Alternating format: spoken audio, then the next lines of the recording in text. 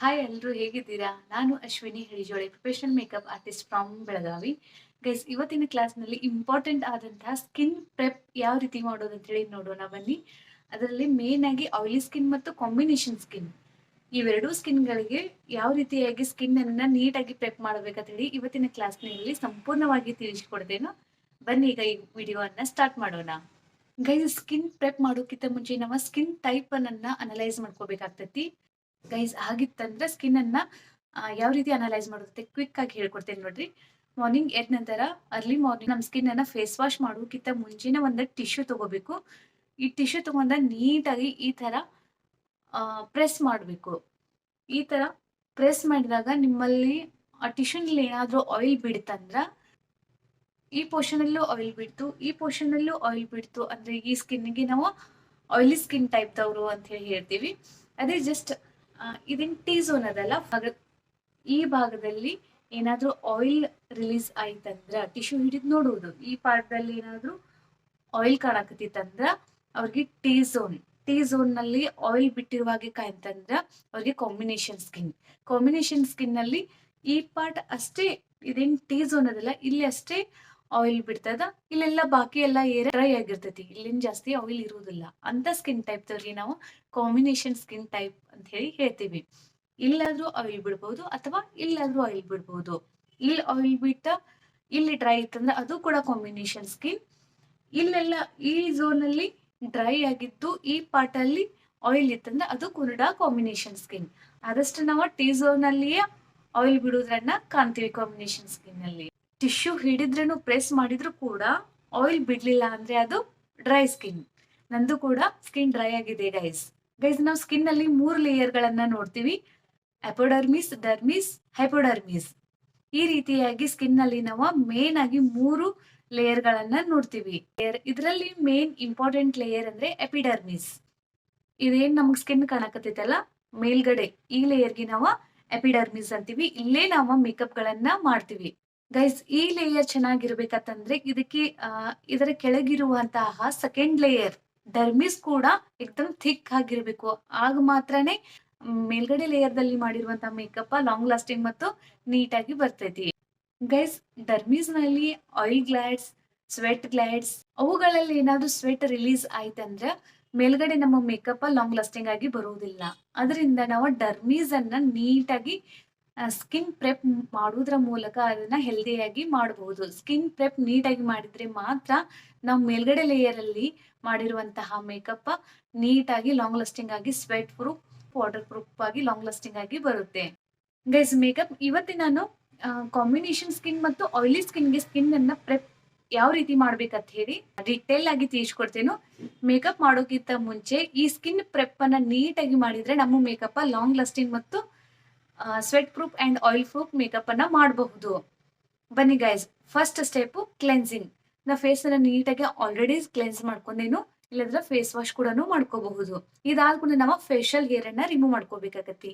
Guys, facial hair compulsory remove ಮಾಡ್ಲೇಬೇಕು. ಇಲ್ಲ ಅಂತಂದ್ರ ಹೇರ್ ಇದ್ದ ಎಲ್ಲ ಜಾಗ ಬ್ಲಾಕ್ ಆಗಿ ಕಾಣ್ತೈತಿ. ಮೇಕಪ್ ಆದ ನಂತರ ಅದ ಗ್ರೇ ಆಗೋ ಸಾಧ್ಯತೆ ಜಾಸ್ತಿ ಇರ್ತೈತಿ. ಅದಕ್ಕೆ ನಾವು ಮೇಕಪ್ ಮಾಡೋಕ್ಕಿಂತ ಮುಂಚೆ ಫೇಶಿಯಲ್ ಹೇರ್ ಅನ್ನ ರಿಮೂವ್ ಮಾಡ್ಕೋಬೇಕು. ಫಸ್ಟ್ ನಾವು ಫೇಸ್ ಅನ್ನ ಕ್ಲೀನ್ ಮಾಡಿದ್ವಿ, ನೆಕ್ಸ್ಟ್ ಒನ್ನ ಫೇಶಿಯಲ್ ಹೇರ್ ಅನ್ನ ರಿಮೂವ್ ಮಾಡುವನು. ಗೈಸ್, ಫೇಸ್ ಅನ್ನ ನಾವು ಫೇಸ್ ವಾಶ್ ದಿಂದ್ರೂ ಕ್ಲೀನ್ ಮಾಡಬಹುದು ಅಥವಾ ಈ ತರ ವೆಟ್ ವೈಪ್ಸ್ ದಿಂದ್ರೂ ಕೂಡ ಕ್ಲೀನ್ ಮಾಡ್ಕೋಬಹುದು. ನಾನು ಫೇಶಿಯಲ್ ಹೇರ್ ಅನ್ನ ರಿಮೂವ್ ಮಾಡ್ಕೋಕತ್ತೇನು,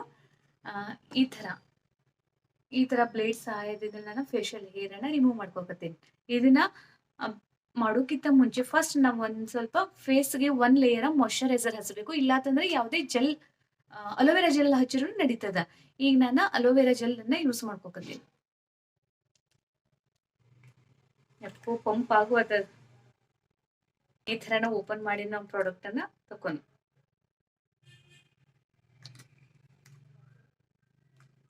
ಇಷ್ಟು ಕ್ವಾಂಟಿಟಿ ಇದ್ರೆ ಸಾಕು. ಇದನ್ನ ನೀಟಾಗಿ ನಾವು ಸ್ಕಿನ್ ಅಲ್ಲಿ ಅಪ್ಲೈ ಮಾಡೋಣ.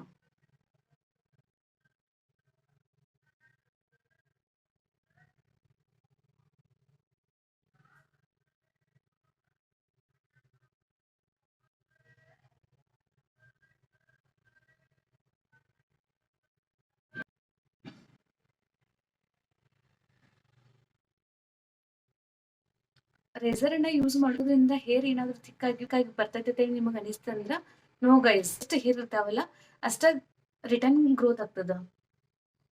ಈ ತರ ಸ್ಕಿನ್ ಒಂದ್ ಕೈಲಿ ಟೈಟ್ ಮಾಡ್ಕೋಬೇಕು, ಇನ್ನೊಂದ್ ಕೈಲಿ ನಾವು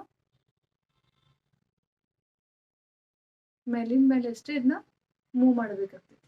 ಬಹಳ ಸೇಫ್ ಅದೇ ಗೈಸ್, ಕಟ್ ಆಗ್ತೈತಿ ಅಂತ ಹೇಳಿ ನಂಜು ಅವಶ್ಯಕತೆ ಇಲ್ಲ.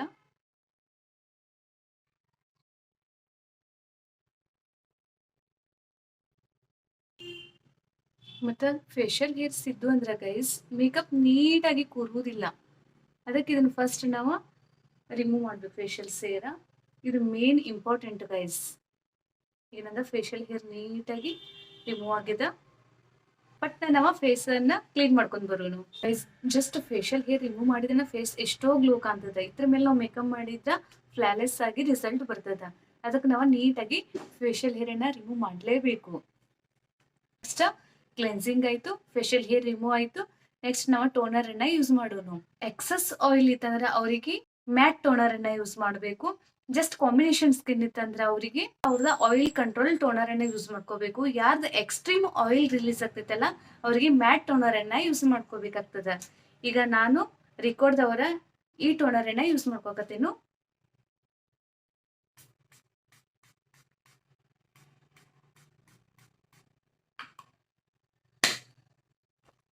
ಈಗ ನೀಟಾಗಿ ಡ್ರೈ ಆಗಬೇಕು ಗೈಸ್. ಡ್ರೈ ಫಾಸ್ಟ್ ಆಗಲು ನಾವು ಮಿನಿ ಫ್ಯಾನ್ ಅನ್ನು ಕೂಡ ಯೂಸ್ ಮಾಡ್ಕೋಬಹುದು. ಯಾರ್ದು ಕಾಂಬಿನೇಷನ್ ಸ್ಕಿನ್ ಅದ ಅವರು ಆಯಿಲ್ ಕಂಟ್ರೋಲ್ ಟೋನರ್ ಅನ್ನ ಯೂಸ್ ಮಾಡ್ಕೋಬೇಕು. ಯಾರ್ದು ಎಕ್ಸ್ಟ್ರೀಮ್ ಆಯಿಲ್ ರಿಲೀಸ್ ಆಗ್ತೈತಲ್ಲ ಅವರ ಮ್ಯಾಟ್ ಟೋನರ್ ಅನ್ನ ಯೂಸ್ ಮಾಡ್ಕೋಬೇಕಾಗ್ತದ. ಇದ್ರೆ ಈ ಪ್ರಾಡಕ್ಟ್ ದ ಫೋಟೋಸ್ ಅನ್ನ ನನ್ನ ವಿಡಿಯೋದಲ್ಲಿ ಮೆನ್ಷನ್ ಮಾಡಿರ್ತೇನೆ, ಒಂದ್ಸರಿ ನೀವು ಚೆಕ್ ಮಾಡ್ಕೋರಿ. ಈಗ ಇದು ಡ್ರೈ ಆಗ್ಬೇಕು. ಇದು ಡ್ರೈ ಆದ ನಂತರ ನಾವು ಮಾಯಶ್ಚರೈಸರ್ ಅನ್ನ ಅಪ್ಲೈ ಮಾಡ್ಕೊನು ಗೈಸ್. ಫಸ್ಟ್ ಕ್ಲೆನ್ಸಿಂಗ್ ಆಯ್ತು, ನೆಕ್ಸ್ಟ್ ಫೇಶಿಯಲ್ ಹೇರ್ ರಿಮೂವ್ ಆಯ್ತು, ದೆನ್ ಟೋನರ್ ಆಯ್ತು. ಈಗ ನಾವು ಅಪ್ಲೈ ಮಾಡಕತ್ತಿರುವುದು ಮಾಯಶ್ಚರೈಸರ್ ಗೈಸ್. ಯಾವುದೇ ಜೆಲ್ ಇರುವಂತಹ ಮಾಯಶ್ಚರೈಸರ್ ಅನ್ನ ಯೂಸ್ ಮಾಡ್ಕೋಬಹುದು. Pond's gel base moisturiser guys, ಇದು ಬಹಳ ಅಫೋರ್ಡೆಬಲ್ ಪ್ರೈಸ್ನಾಗ ಸಿಗ್ತೈತಿ. ಇದ್ರದ್ದು ರೇಟ್ ಎಷ್ಟಂದ್ರೆ 284. ಇದು ದೊಡ್ಡ ಕ್ವಾಂಟಿಟಿ ಅದ, ಎಕ್ದಮ್ ಬಿಗ್ ಕ್ವಾಂಟಿಟಿ ಅದ. ಇದ್ರಲ್ಲಿ ನಿಮ್ಗೆ ಸ್ಮಾಲ್ ಸಿಗ್ತೈತಿ. ಅಫೋರ್ಡಬಲ್ ರೇಟ್ನಾಗ ನಾವು ಆಯಿಲಿ ಸ್ಕಿನ್ಗೆ ಸೂಟ್ ಆಗುವಂತಹ ಮಾಯಶ್ಚರೈಸರ್ ಅನ್ನ ಪರ್ಚೇಸ್ ಮಾಡಬಹುದು. ಈಗ ನಾನು ಪಾಂಡ್ಸ್ ಜೆಲ್ ಮಾಯಶ್ಚರೈಸರ್ ಅನ್ನ ಯೂಸ್ ಮಾಡಕತ್ತೇನು. ಜೆಲ್ ಬೇಸ್ ಮಾಯಶ್ಚರೈಸರ್ದಲ್ಲಿ ಈ ಕ್ರೀಮ್ ಲೈಟ್ ವೆಯ್ಟ್ ಆಗಿರ್ತೈತಿ ಮತ್ತು ನಾನ್ ಕ್ರಿಸಿ ಆಗಿರ್ತೈತಿ. ಇದರಿಂದ ಆಯಿಲಿ ಸ್ಕಿನ್ನಲ್ಲಿ ಆಲ್ರೆಡಿ ಆಯಿಲ್ ಇರುವುದರಿಂದ ಈ ಕ್ರೀಮು ಆದಷ್ಟು ಲೈಟ್ ವೆಯ್ಟ್ ಆಗಿ ಹೈಡ್ರೇಷನ್ ಕೊಡ್ತೈತಿ. ಆದಷ್ಟು ಆಯಿಲಿ ಸ್ಕಿನ್ಗೆ ಗೈಸ್ ಜೆಲ್ ಬೇಸ್ ಇರುವಂತಹ ಜೆಲ್ ಅಥವಾ ವಾಟರ್ ಬೇಸ್ ಇರುವ ಪ್ರಾಡಕ್ಟ್ಗಳನ್ನ ನಾವು ಯೂಸ್ ಮಾಡ್ಕೋಬೇಕಾಗತ್ತಿ. ಯಾಕಂದ್ರೆ ಆಲ್ರೆಡಿ ಅವರಲ್ಲಿ ಸ್ಕಿನ್ ಜಾಸ್ತಿ ಮಾಯ್ಶ್ಚರ್ ಇರುವುದರಿಂದ ನಾವು ಅದನ್ನ ಕಂಟ್ರೋಲ್ ಮಾಡ್ಲಿಕ್ಕೆ ಆಯಿಲ್ ಅದನ್ನ ಕಂಟ್ರೋಲ್ ಮಾಡಕ ಜೆಲ್ ಅಥವಾ ವಾಟರ್ ಬೇಸ್ ಇರುವಂತ ಪ್ರಾಡಕ್ಟ್ಗಳನ್ನ ಜಾಸ್ತಿ ಯೂಸ್ ಮಾಡಬೇಕು. ಈಗ ನಾವು ಮಾಯ್ಶ್ಚರೈಸರ್ ಅನ್ನ ಯೂಸ್ ಮಾಡಿದ್ವಿ. ನೆಕ್ಸ್ಟ್ ಪ್ರೈಮರ್, ಇದ್ರಲ್ಲಿ ಲಿಪ್ ಬಾಮ್ ಹಾಕೋದು. ಈಗ ಫೇಸ್ ಕೂಡ ನಾವು ಲಿಫ್ನು ಕೂಡ ಪ್ರೆಪ್ ಮಾಡಬೇಕು. ನೆಕ್ಸ್ಟ್ ನಾವು ಹಾಕುವಂತ ಲಿಪ್ಸ್ಟಿಕ್ ನೀಟಾಗಿ ಅಪ್ಲೈ ಆಗ್ತದೆ ಕೂಡ ನೀವು ಯೂಸ್ ಮಾಡ್ಕೋಬಹುದು. ಚೆನ್ನಾಗಿರುವಂತ ಒಂದು ಲಿಪ್ ಬಾಮ್ ಅನ್ನ ಅಪ್ಲೈ ಮಾಡ್ಕೋಬೇಕು. ನೆಕ್ಸ್ಟ್ ಪ್ರೈಮರ್ ಅನ್ನ ಯೂಸ್ ಮಾಡೋಣ. ನನ್ನ ಹತ್ರ 2 ಪ್ರೈಮರ್ ಅದ. ಎಲಿಮೆಂಟ್ ಅವರ ಪ್ರೊಫೆಷನಲ್ ಮ್ಯಾಟ್ ಪ್ರೈಮರ್ ಅದ, ಇನ್ನೊಂದು ಜೆಲ್ ಬೇಸ್ ಪ್ರೈಮರ್ ಅದ. ಇದರಲ್ಲಿ ನೀವು ಯಾವುದೇ ಕೂಡ ಯೂಸ್ ಮಾಡ್ಕೋಬಹುದು. ಜೆಲ್ ಪ್ರೈಮರ್ ಅನ್ನ ಯೂಸ್ ಮಾಡ್ಕೋಕತ್ತೇನೆ ಗೈಸ್. ಪ್ರೈಮರ್ ಅಪ್ಲೈ ಮಾಡುವುದರಿಂದ ಸ್ಕಿನ್ ಮೇಕಪ್ ಒಂದು ಲೇಯರ್ ಅನ್ನ ಕ್ರಿಯೇಟ್ ಮಾಡ್ತೈತಿ. ಮೇಕಪ್ ಲಾಂಗ್ ಲಾಸ್ಟಿಂಗ್ ಆಗಕ ಹೆಲ್ಪ್ಫುಲ್ ಆಗ್ತೈತಿ. ಅದಕ್ಕೆ ನಾವು ಪ್ರೈಮರ್ ಅನ್ನ ಯೂಸ್ ಮಾಡ್ಕೋಬೇಕು. ಇದರಿಂದ ಒಂದು ಸ್ಮೂತ್ ಎಫೆಕ್ಟ್ ಬರ್ತದ ಮೇಕಪ್. ಇದ ನೀಟಾಗಿ ನಾವು ನೋಸು, ಚಿನ್ನು, ಚಿಕ್ಸ್ ಇಲ್ಲಿ ನೀಟಾಗಿ ಅಪ್ಲೈ ಮಾಡಬೇಕಾಗತ್ತಿ. ಯಾಕಂದ್ರ ಇಲ್ಲಿರುವಂತ ಓಪನ್ ಪೋರ್ಟ್ಸ್ ಗಳನ್ನ ಮಿನಿಮೈಸ್ ಮಾಡಕ ನಾವು ಪ್ರೈಮರ್ ಗಳನ್ನ ಯೂಸ್ ಮಾಡ್ತೀವಿ ಗೈಸ್. ಇಷ್ಟೆಲ್ಲ ಗೊತ್ತಾಯ್ತಲ್ಲ. ಇದು ಆಯಿಲ್ ಸ್ಕಿನ್ನಿಗೆ ಯಾವ ರೀತಿಯನ್ನ ಸ್ಕಿನ್ ಪ್ರೆಪ್ ಮಾಡ್ಬೇಕಂತ ಹೇಳಿ. First cleansing, facial hair remove, oil control, toner, moisturiser, lip balm, primer. ಈ ರೀತಿಯಾಗಿ ನಾವು ಸ್ಕಿನ್ ಅನ್ನ ಪ್ರೆಪ್ ಮಾಡಿದ್ವು ಅಂದ್ರೆ ಪ್ರಾಪರ್ ಆಗಿ ನಮ್ಮ ಮೇಕಪ್ ಲಾಂಗ್ ಲಾಸ್ಟಿಂಗ್ ಆಗಿ ಬರ್ತೈತಿ guys. Next sensitive skin. Sensitive ಸ್ಕಿನ್ನಿಗೂ ನಾವು ಈಗ ಏನ್ ಪ್ರೊಸೆಸ್ ಅನ್ನ ಯೂಸ್ ಮಾಡಿದ್ವಲ್ಲ ಸೇಮ್ ಪ್ರೊಸೆಸ್ ಅನ್ನ ಯೂಸ್ ಮಾಡಬೇಕು. ಫಸ್ಟ್ ಫೇಸ್ ಅನ್ನ ಕ್ಲೀನ್ ಮಾಡ್ಕೋಬೇಕು, ಸೆಕೆಂಡ್ ಒನ್ ಫೇಶಿಯಲ್ ಹೇರ್ ಅನ್ನ ರಿಮೂವ್ ಮಾಡ್ಕೋಬೇಕು, ಥರ್ಡ್ ಒನ್ ಬೇಕು ಸ್ಕಿನ್ ಟೋನರ್ ಅನ್ನ ಅಪ್ಲೈ ಮಾಡಬೇಕು, ದೆನ್ ಮಾಯಶ್ಚರೈಸರ್. ಗೈಸ್ ಇಲ್ಲಿ ಮಾಯಶ್ಚರೈಸರ್ ಅನ್ನ ನಮಗೆ ಸ್ವಲ್ಪ ವ್ಯತ್ಯಾಸ ಬರ್ತೈತಿ, ಯಾಕಂದ್ರೆ ಕಾಂಬಿನೇಷನ್ ಸ್ಕಿನ್ ಅಲ್ಲಿ ಜಾಸ್ತಿ ಈ ಟೀ ಝೋನ್ ಅಲ್ಲಿ ಆಯಿಲ್ ರಿಲೀಸ್ ಆಗ್ತದ, ಬಾಕಿ ಎಲ್ಲ ಸ್ಕಿನ್ ಡ್ರೈ ಇರ್ತೈತಿ. ಅದಕ್ಕೆ ನಾವು ಏನ್ ಮಾಡ್ಬೇಕಂತಂದ್ರ ಟೀ ಝೋನ್ ಅಲ್ಲಿ ಜೆಲ್ ಬೇಸ್ ಮಾಯಶ್ಚರೈಸರ್ ಅನ್ನ ಯೂಸ್ ಮಾಡ್ಕೋಬೇಕು. ಬಾಕಿ ಎಲ್ಲ ಸ್ಕಿನ್ ಡ್ರೈ ಇರೋದ್ರಿಂದ ಇಲ್ಲಿ ನಾವು ಕ್ರೀಮ್ ಬೇಸ್ ಹೈಡ್ರೇಟಿಂಗ್ ಮಾಯಶ್ಚರೈಸರ್ ಅನ್ನ ಯೂಸ್ ಮಾಡ್ಕೋಬೇಕು. ಇನ್ನು ಪ್ರೈಮರ್ ನಾವು ಕಾಂಬಿನೇಷನ್ ಸ್ಕಿನ್ಗೆ ಸಿಲ್ಕನ್ ಪ್ರೈಮರ್ ಅನ್ನ ಯೂಸ್ ಮಾಡಬಹುದು ಗೈಸ್. ಇದರಿಂದ ಏನಾಗ್ತೈತಿ ಅಂದ್ರೆ ಮೇಕಪ್ ನಮ್ದು ಲಾಂಗ್ ಲಾಸ್ಟಿಂಗ್ ಆಗಿ ಬರ್ತೈತಿ. ಕಾಂಬಿನೇಷನ್ ಸ್ಕಿನ್ ಇರುವುದರಿಂದ ಇಲ್ಲಿ ಆಯಿಲಿ ಸ್ಕಿನ್ ಮತ್ತು ಡ್ರೈ ಸ್ಕಿನ್ ಎರಡು ಮಿಕ್ಸ್ಅಪ್ ಆಗಿರುವುದರಿಂದ ನಾವು ಸಿಲ್ಕಾನ್ ಬೇಸ್ ಪ್ರೈಮರ್ ಅನ್ನ ಯೂಸ್ ಮಾಡಬೇಕು.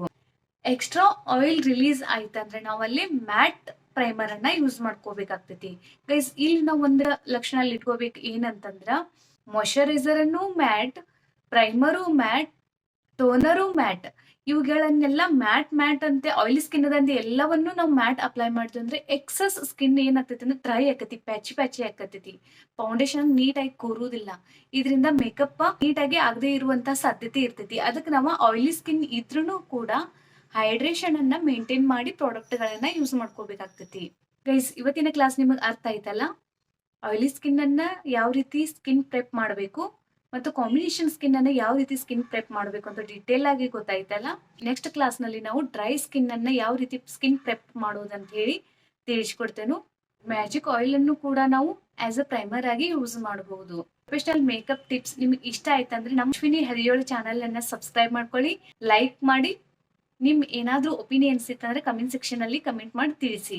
ಗೈಸ್ ಇವತ್ತಿನ ಕ್ಲಾಸ್ ನಲ್ಲಿ ನಾನು ನಿಮ್ಗೊಂದು ಕ್ವಶನ್ ಕೇಳ್ತೇನೆ, ನೀವು ಕಾಮೆಂಟ್ ಸೆಕ್ಷನ್ ಅಲ್ಲಿ ಅದರ ಆನ್ಸರ್ ಹೇಳಿದ್ರೆ ನೀವು ನಮ್ ಕ್ಲಾಸ್ ನಲ್ಲಿ ಎಷ್ಟು ಎಂಗೇಜ್ ಆಗಿದ್ದೀರಿ ಅಂತ ಹೇಳಿ ನನಗೆ ಗೊತ್ತಾಗ್ತದ. ಡೈಲಿ ನನ್ನ ವಿಡಿಯೋ ಎಂಡಿಗೆ ಒಂದು ಕ್ವಶನ್ ಕೇಳ್ತೇನೆ, ನೀವು ಆನ್ಸರ್ ಮಾಡಬಹುದು.